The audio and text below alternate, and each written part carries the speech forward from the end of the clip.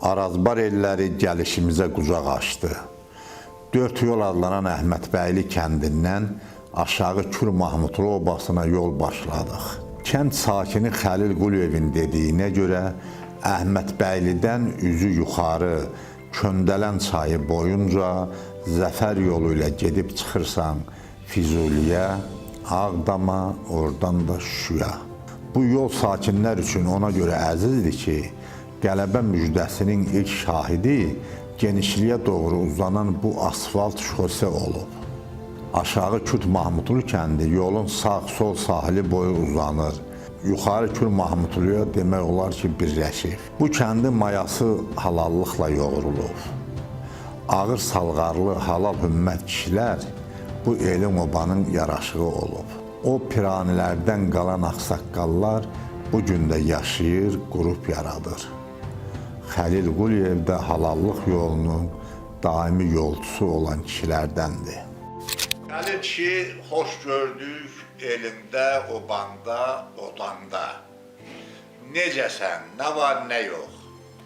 Sağ ol şairimiz, xoş gəlmişsiniz. Elə düşmüşkən bayramımızı da təbrik edirəm. Çox sağ ol. Novruz bayramına düşür bizim görüşümüz. Bu da sizin təşəbbüsünüzlə oldu ki, ayın 22-sində gəlin. Bəli, bəli, elə sağ ol. Bu nə ilə bağlıydı bu çağırış, 22-sində gəlməyimizi deməyiniz, nə ilə bağlıydı? Bir buna aydınlıq gətirin. Buna odur ki, indi el arasında 40 keçirtmə bir mədi var. 40 çıxartma deyirlər ona. Elə biz o vaxtda gəldi, çıxdıq bura. Sağ ol, elə yaxşı vaxtdır, hər şey də yaxşıdır Allahın köməyi ilə.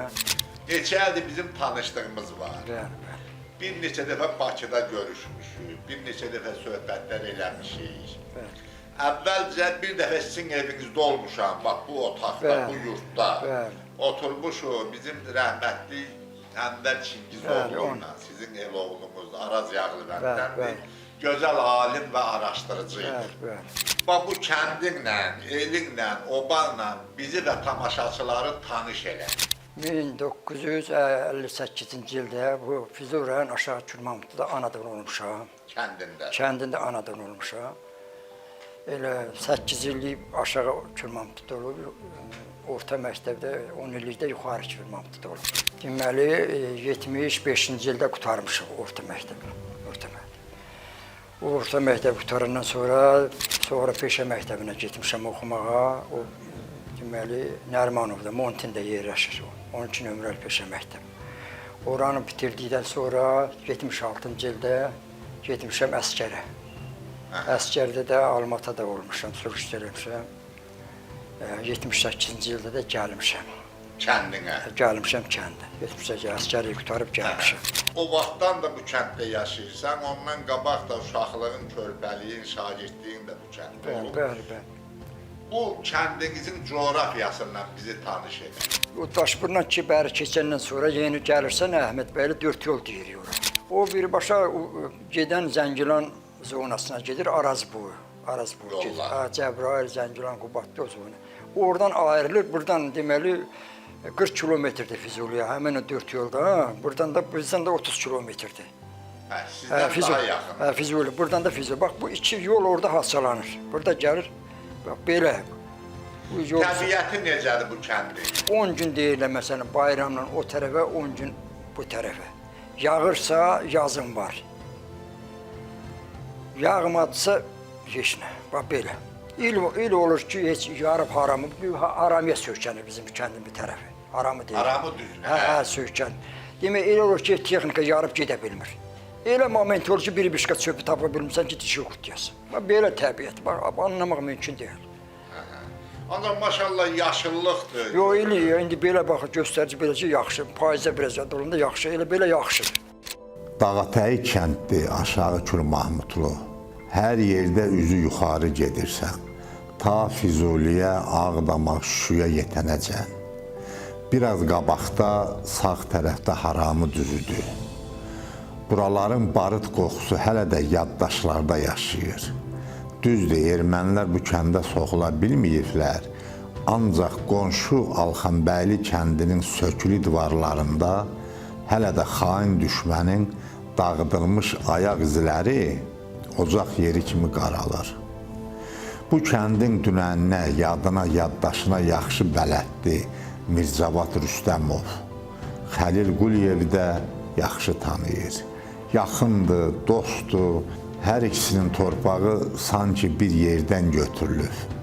Bir-birilərinə sadiq insanlardır. Bizim Aşağı Kürd Mahmudlu kəndi bugünkü burada məskunlaşıb. 1883-cü ildə Babı yurdu deyilən yurt var. İran şahının xahişi ilə Çar Rusiyasının əli ilə Babıdan Köndələn vadisinə köçürülüblər. Səbəb də bu gətirilib ki, Araz çayı ilə yaxın olduğuna görə Babı kəndi buradan tez-tez keçib o biri tərəfdə heyvan çapalçılıq deyək də, quldurluq deyək, bu işlərlə məşğul imişlər. 1883-cü ildə artıq bura köçürüləndən sonra Cəbrayıl qəzası olub. Bizim bu ərazilər Cəbrayıl qəzasına tabi olub. Cəbrayıl qəzasının torpaq qeydiyyat sənədlərində 1883-cü ildə bu ərazilər Aşağı Kürd Mahmudlunun ərazisi kimi tanınır. Bu yol Təbriz, Gəncə, Beyləqan yolu bizim şəxsən bu kəndin ərazisindən keçib. Ekizlər dağı deyirik burada, həmin Ekizlər dağının arasından. Köndələn çayı da çox güclü axırmış. Oradan bərə işləyirmiş. Bərə ilə keçirmişlər o İpək yolunun bir qolu olan Təbriz, Gəncə, Beyləqan yolu həmin bax buradan keçirmiş. Bu Köndələn vadisi də çox böyük, güclü cəngəlliklər olub. Böyük ağaclar olublar. Mənim rəhmətlik babam söhbət eləyərdi ki, Köndələnin kənarından qırılmış son tarixlərə qədər, 93-cü ilə qədər biz şəxsən o ağacları görürdük. Köndələn çayının ətrafında böyük tut ağacları olurdu. Sonradan o tut ağacları məhv oldu, getdi, baxımsızlıq ucundan. Həmin ağacları götürüb içərisini oyurmuşlar. Bugün biz boru kimi istifadə edilmişlər. Bugün biz dəmirdən borulardan istifadə edirik. Amma o kişilər o vaxtı həmin ağacların içərisini oyub, su keçməyən yerlərdən boru kimi istifadə edib, o suları keçirdib, dəyirmanlara gətiriblər. Erməni işğalına məruz qalmışdımı sizin kəndiniz? Bura belə deyim də, neytral bir vəziyyətə düşüb. Postlar bizdən budurana, bu başdan belə, yuxarıdan belə haramdan qayıdırıq. Belə düz gedir post, bizim postlar buradadır. Belə də bu, yuxarı Kərli qəbirstanı var, orada Çinar var, ora erməni postu da ora. Bura neytral bir vəziyyətə düşmüş. Yəni bura erməni girib çıxmır? Yox, bura belə deyil, o gedib Harami istiqaməti, o Əhmədbəyli üstünə qədər, ora qədər. Amma bura girib çıxıb onu tam deyə bilməm, mənim burada çıxanda o momentdə qaynım rəhmətə gedib vurublar burada. Ummud adında qaynım. Onunla da biri var, o yaralıdır, bir tər çıxartmışdı. Bu da onun çıxardanlardan birisi idi. Bu da o işdə iştirak edir. Müharibədə iştirak edir. Müharibə, o meyiti çıxartmaqda, o küm aparmaqda. Belə. Danışmaq çətindir o mənzərəni, Allah haqqı. Çətin, çox çətin. Müharibə vaxtına. Çətindir o vəziyyətdə danışmaq.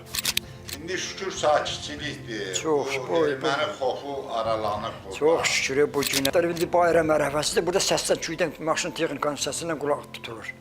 Gəlib gedən. Yəni burada işlər, güclü işlər gedir də. Ona görə texnikalar buradan keçib gedir. Heç bu yolla Şuşaya getmisinizmi? Mən getmişəm. Ekskursiya, məktəb vaxtı aparıblar. O vaxt? Məktəb ekskursiya aparıblar. Orada Vaqifin məqbərəsini ziyarət eləmişik. Yəni o vaxtı belə bir ekskursiya olmuş kimi də vəziyyəti, müəllim bizim nə lazımdır. Onunla bəri ayağım düşməyib, yetdiysək. Biz sakit, ürəyimiz sakitcə alınıb da, getmədik bizə həyat yoxdur. Füzuliyə, elə olur ki, Füzuliyə özüm maşınım var, 3 dəfə, 4 dəfə gedib gəlirdim Füzuliyə bir gündə. İndi belə gətirib nə eləmək olar? Bizim bu kənd burada məskunlaşanda 9 tüstüdən ibarət olub, yəni 9 damdan ibarət olub. O 9 damın hər birinin özünə məxsus dəyirmanı olub. Bugün də həmin 9 dəyirmanın yerləri demək olur ki, tanımaq olur. Rəhmətlik Nərman olub, onun qoşa dəyirmanları olub, Hacı Ələsgərin dəyirmanı olub, Məhəmməd kişinin dəyirmanı olub, Nədiralının dəyirmanı olub. Bu ərazidə 9 dəyirman olub. Dəyirmanı olan kənd də heç vaxt dağcılıq keçirtməzmiş. Çünki kənardan gətirilən dənlərin üydülməsindən qalıq onlardan götürüb kömbə deyirdilər. Bunlar əli böyük belə çörəklər bişirirdilər, kömbələr. O kömbələri o dəyirmançılar közün içərisində bişirib və ac olan adamlara paylayırmışlar. İmkanı olmayan adamlara paylayırmışlar. Oradan qalan ondan paylayırmışlar. Belə-belə əhali burada məskunlaşıb. Bugün üçün o 9 damdan törənən kəndimizin 375 ailəsi var. Qaytanlanmış kitabdan 375 ailə təsərrüfat qeydiyyatdan keçir. Seyidlilərin damı olub. Seyidlilər mənim babalarım olub. Seyid Rüstəm, Seyid Abdullah, Seyid Kəlbəlayı Məhəmməd. Seyidlərin damı olub. Nədirallarının damı olub. Hacı Ələskərin olub. Hacı Allahyarın olub.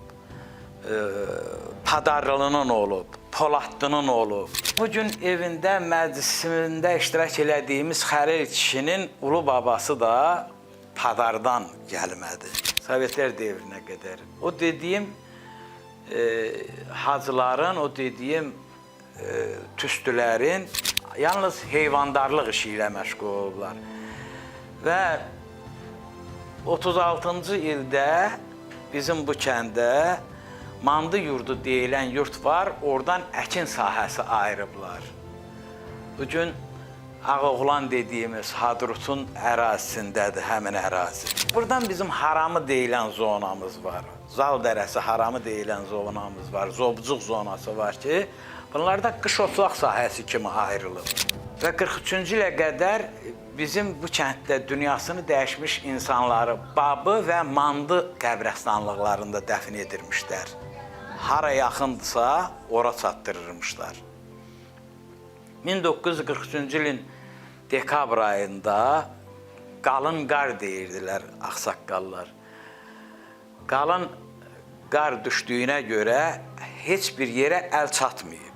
Və bugün Qanşarda görsənən qəbristanlığımız ki var, həmin qəbristanlıq bu kənddən Ağalı adında bir ağsaqqal deyək də kişi dünyasını dəyişib, bunu dəfinə aparırmışlar. O qədər qalın olub ki, apara bilməyiblər.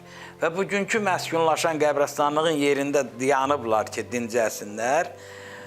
Deyiblər ki, adətdir, meyit yerə qoyulubsa qaldırmaq olmaz. Gərək burada da dəfn olma. Bugün həmin qəbristanlıq demək olar ki, qaçqınlıqla əlaqədar olaraq Füzuli rayonunun bir çox kəndlərinin məskunlaşdığı qəbristanlıqdır. Seyidlər nəslindənəm. Qarabağın sayılan, seçilən, güclü seyidlərindən biri də bizim tayfamızdır. Kürmamızda yaşayıblar Seyid Yahya, Seyid Yusuf, Seyid Səttər, mən də Seyid Yusufun oğluyam. Bu kəndin cəmaatı məclislərdə yola verəndir, çətində darda birdirlər, yığışdılar, bu kəndə heç nə eləyə bilməzsən. Elə mərd oğulları, qızları var. İndi biz özümüz bu kənddə doğulub boya başa çatmasaq da, gəlişimiz, gedişimiz bura həmişə olub. Uşaqlıqdan gəlmişəm, getmişəm. Köndələn çayında o qədər əlimizlə o yuvalardan balıq tutub çıxartmışıq. Ona görə də bu kəndin hamısını mən tanıyıram. O cümlədən Xəlillə mən xüsusi münasibətimiz var. Qardaş kimi, yox, qardaşdan artıq bir-birimizə etibarımız var. Bir-birimizə köməyimiz var. İndi bugün də burada yığışmışıq. Xəlilin nəvəsinin ad qoydusuna. Bir telefon... Bu mərasim ümumiyyətlə var mı burada belə bir mərasim? Biraz bundan danışaq. Belə bir mərasim var. Çünki bizim ata-babalarımızdan gələn nə miras varsa, onu bu Kürmamızlı cəmaatı yerinə yetirir. Qaçmırlar. Qaçan cəmaat deyil. Ağır eldir, obadır. 78-də gəlmişəm əskərdən. Su Partizan İdarəsi yerləşir Ağdamda. Ağdam upravleniya oradadır. Apı gedib ora düzəlmişəm işə. Elektrik kimi işləmişəm. Düz elə bu gün kimi. Desə Taqavada çıxana qədər. 44 il orada stajım olub. Mən elə elektrik kimi işləmişəm, amma ümumi sənətkarıq məndə.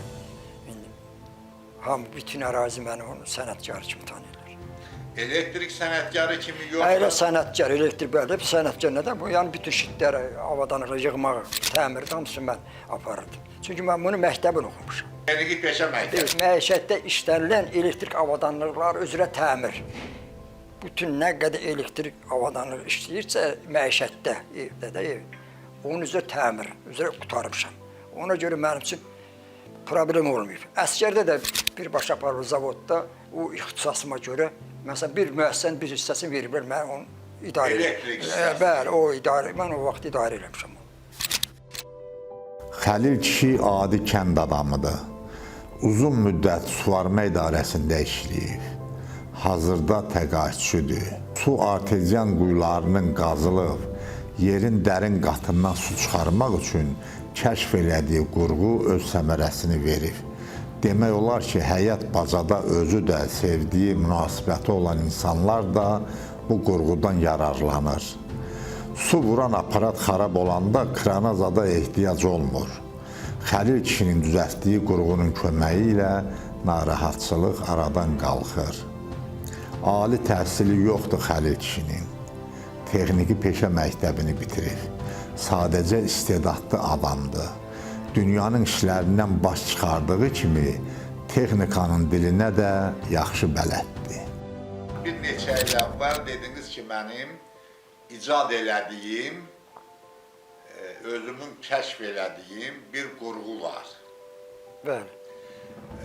O qurğunun mahiyyəti nədir? O qurğu ilə nəyi yüngülləşdirmək olur? Düzdür, o qurğunu mən uzun müddət bir artisan quraşdırıb işlətmişəm. Yəni o qurğunu çıxardım, məsələn, bizə lazımdır ki, o nasosu, motoru əldə edirsən ki, onu təmir eləyə biləsən. Bax, onu, məsələn, dəmir hissəsini ləğv eləyib, kapron eləmişdim. O qurğu ilə onu çıxardırdım, təmir eləyib, yenidən onu qaytarıb qoyum. Yəni, o mən bir sadə parasada eləyirəm, məsələn, amma indi hal-hazırda o maşınla eləyəndə 10 tonu böyük kranlarla, həftələrlə, aylarla gözləyirsən ki, kran gəlsin, onu çıxarsın. Bax, o qurğu bizə belə səmərəsi belə idi ki, işimin. Həm də ki, elə bil ki, transformator böyründə 3 faza düzəltmişdim, ilişdir 5 dəqiqədə, işi gör, yeni də sallı ora. Bax, belə bir qurğu, o qurğunun hesabına. Xəlil kişi deyə mənim sinif yoldaşımdır. Biz eyni təvəllüdük, eyni yaşdayıq. Bir sinifdə 8 il bir yerdə oxumuşuq. Xəlil hələ biz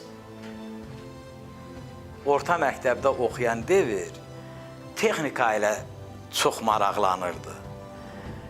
Bundan irəli öküz arabaları var idi. Öküz arabaları. Görürdün, o arabaların modelini yaradıb. Çünki gördüyümüz o idi. Sonralar bu traktorlar, maşınlar çıxanda məftillərdən traktorların, maşınların modelini yaradırdı. Mənim indiki kimi yadımdadır, Xəlil 7-ci sinifdə oxuyanda 24 metr dərinlikdə bir quyu qazmışdı özü. Kəndimizin içməli suya böyük ehtiyacı var idi. Həyət dərində 24 metrdən dərinliyində bir dənə quyu özü qazmışdı şəxsən. Onu kimdən mi öyrənmişdi, kimdən mi görmüşdü deyə bilmərəm. Çünki bizim ərazimizdə kənkan olmayıb. Bu öz ideyası ilə həmin quyunu qazmışdı. Bir müddət o quyudan çarxla suyu çəkirdi. Sonralar Xəlil 8-ci sinifdə oxuyanda yenə yadımdadır ki, elektrik nasosu quraşdırdı ora.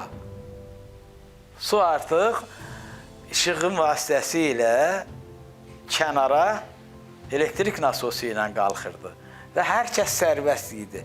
Kəndimizin 90-95% o sudan istifadə edirdi. Xəlil yarandığı bir gündən çox zəhmətkeş insan olub. Çünki zəhmətkeş ailədə böyüyüb. Allah rəhmət eləsin atasına, anasına.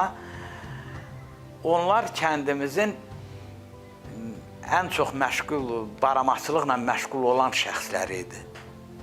İpəkçiliklə məşğul idilər. Xəlil kişi, bu sənin dediyin qurğu. Bu qurğu nə adlanır?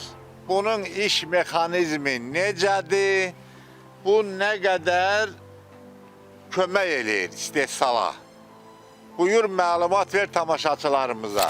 Onu deyim ki, bu da haqqında danışdığımız qurğu, bu artçın təmir üçün istifadə olunur. Quyuları yendirib qaldırmaqdan ötürü istifadə olunur. Yəni, həm 3% istifadə olunur, həm də əllə istifadə olunur. Səmərəsi nədir bu? Əhəmiyyəti odur ki, indi bu aydın məlumdur ki, bir artçın quyusunu gətirib təmir eləmək üçün böyük bir 10 tonluq kran gəlir, onu çıxartmalıdır, söhməlidir, yerində quraşdırmalıdır. Amma bu onu yüngülləşdirir, yəni çıxardır da, sallayır da. Yəni bizə lazım ki, motor çıxardır, təmir eləyək. Necə çıxardırsınız onu? Bunun iş prinsipi belədir ki, həm əllə işləyir, lazım gələrsə əllə qaldırmaqdan ötürü. Lazım gələrsə 3% artçanın böyündə transformator da var. Bu da qoşursan işığa, işıqla işlədir. Hər ikisini işlətmək mümkündür. Qurğu ondan ötürü ki, işi yüngülləşsin, rahatlaşdırmaqdan ötürüdür. Yəni bu istehsala mən düzdür o şeyə verdim, amma tam başa gətirə bilmədim də. Aqli Mülkiyyət Agentliyinə ki, bunu tam başa gətirə bilmədim, amma ən səmərəli üsuldur ki, yəni burada 5 köpük istifadə olunursa, orada o kran varsa 20 litr, 30 litr, 40 litr yanacaq işlər. Səmərəsi budur. İndi bir şeydim, o işlədiyin su idarəsində bu metodu tətbiq eləmisənmi? İdarənin düzdür, məlumatı olub, məsələ bu heç. Amma bunun, bu gərək bu dövlət səviyyəsində işə keçə ki, orada onlar da onu ədola. Tətbiq eləyib və bəli, hüquq ala, hüquq əsası ola. Ay, sağ ol. Qurğunun iş prinsipi çox gözəl prinsipdir, tazıb onu inkişaf elətdirir, bərpa elə, yəni düzəltmək lazım. İstehsalata buraxmaq lazımdır. Tətbiq eləmək lazım. Onu da mən... Ona da bizdəki bürokratiya imkan vermir. Ay, sağ ol. Ben canı özün gəlsən, bizim iş çətindir. Çətindir, ona görə də mən... Səmərələşdirici. Bu texnikaya maraq sizdə hardandır? Texnika deyəndə mənim özüm dediyim kimi məktəb tutarmışam. Elektrik üzrə. Bu elektrik üzrə akademiklər var ki, heç bir şeydən başı çıxmır. O məktəb tutarmaq deyil, fitrətən canında nəsə var. Bəli, bəs mənim özümün də var, istedad var. Allahdan var, istedad var. Yəni onu o gəlir mənə, mən də onu eləyirəm. Bunun söhbət yox. Praktikayla üst-üstə düşür. Bir ara o qurğuya görə müəllif şəhadətnaməsi almaqla bağlı bir çox qapıları döydü. Bizdəki bürokratçılıq, məmur özbaşınalığı imkan vermədi ki, işi axıra çatdırsın. Beləcə yarı-yarımsıq başını buraxdı bu işi. Çünki dünyanın gedişatına yaxşı bələd idi. Bilirdi ki, bu çarx çox su aparacaq.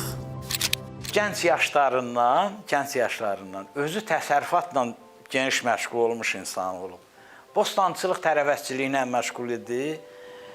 Bu gün də özünün şəxsi təsərrüfatı var, öz şəxsi heyvandarlıqla məşğuldur, qoyunçuluqla daha doğrusu məşğuldur, qoyun saxlayır.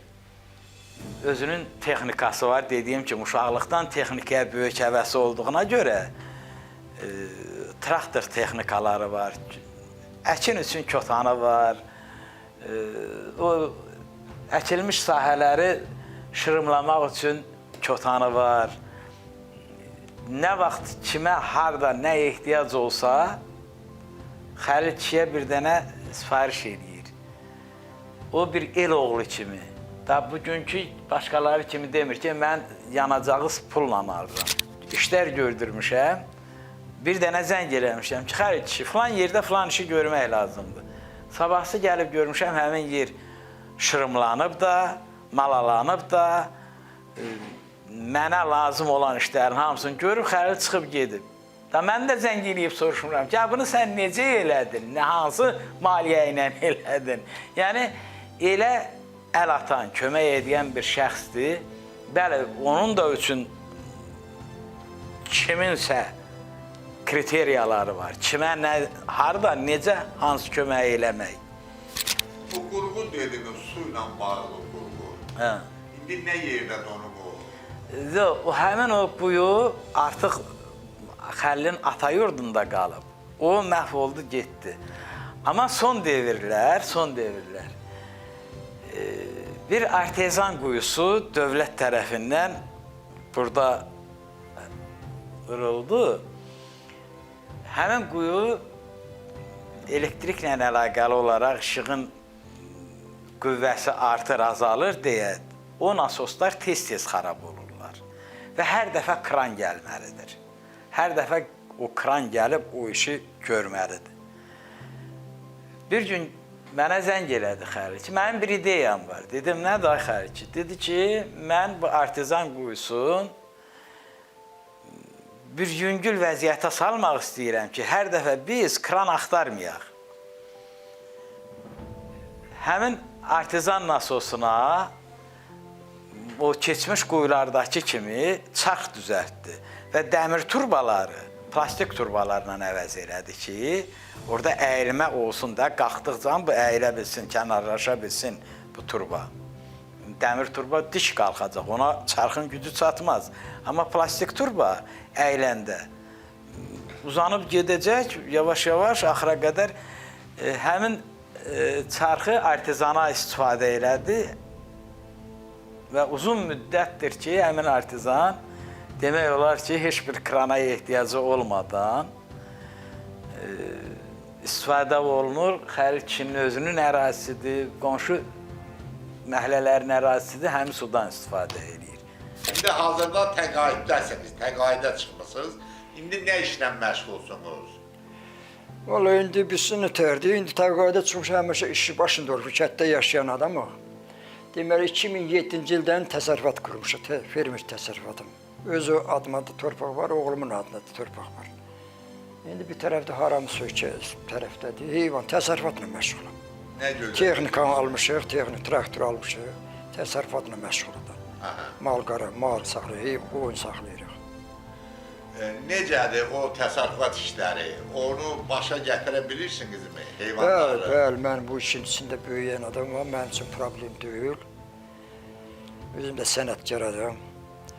Burası hər birisinin bir çətinliyi var da, hər birisinin çətinliyi var. Asan iş yox. Ona görə də indi gərək o işə dözümlü olasan, davamlı olasan ki, o işi axıra çatdıra biləsən. Novruz bayramın günündə siz ki, bura təşrif buyub gəlmişsiniz, elə bir Allahın yanında ən gözəl insansınız. Ona görə ki, Allahın həmişə belə işlərdə kim ki vasitəçi olur, Allah onu həmişə nəzərində saxlayır.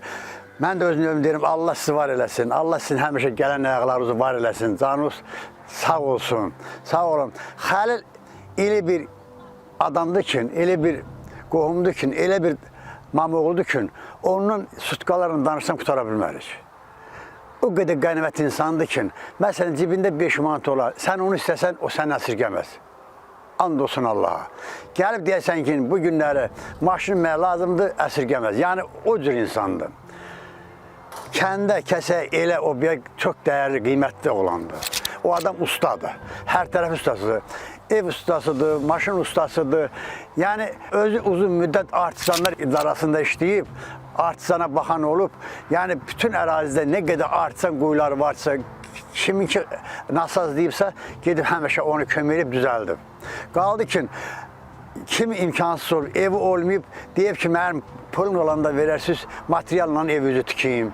Bax, maşını xarab olub, motorunu düzəldib, yığıb motorunu verib, deyib ki, imkan olanda verəsən, ayağımı direyim, ay bu günlər 10 manat pul verir, onu ver, and olsun Allaha olmayıb. O özünün xəstərinə, özünün xəsiyyətinə görə o hörməti qazanıb. 4 evladı var. 4'ü də Allahın yanında o qədər gözəl balalardır, onların canını vurub. O qədər gözəl, o 2 oğlu var, 2 qızı.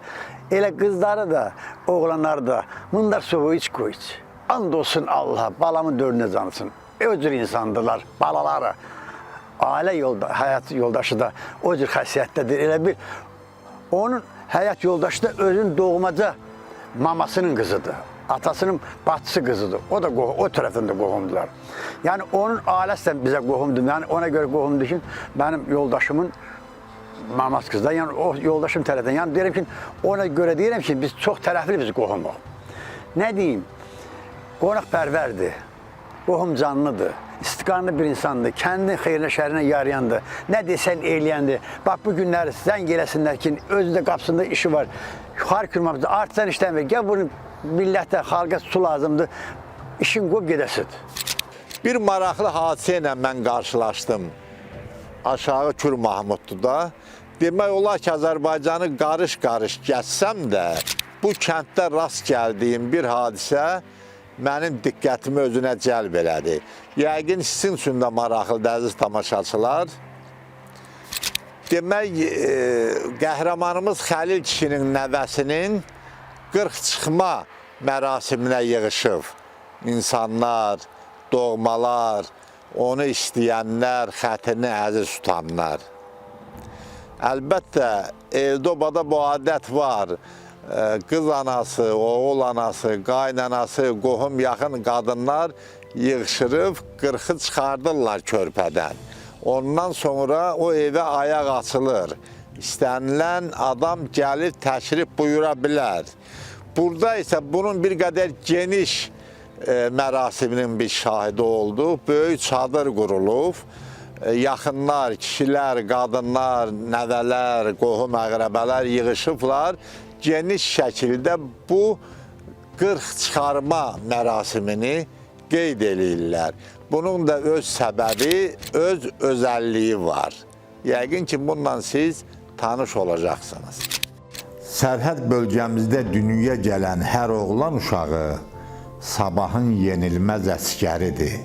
Xəlil kişinin dünyaya gələn oğul nəvəsinin 40 mərasiminin çıxarılmasına yığılan el-oba, qohum əqrəba, körpənin ad qoyma adətinin də canlı iştirakçılarına çevrildilər.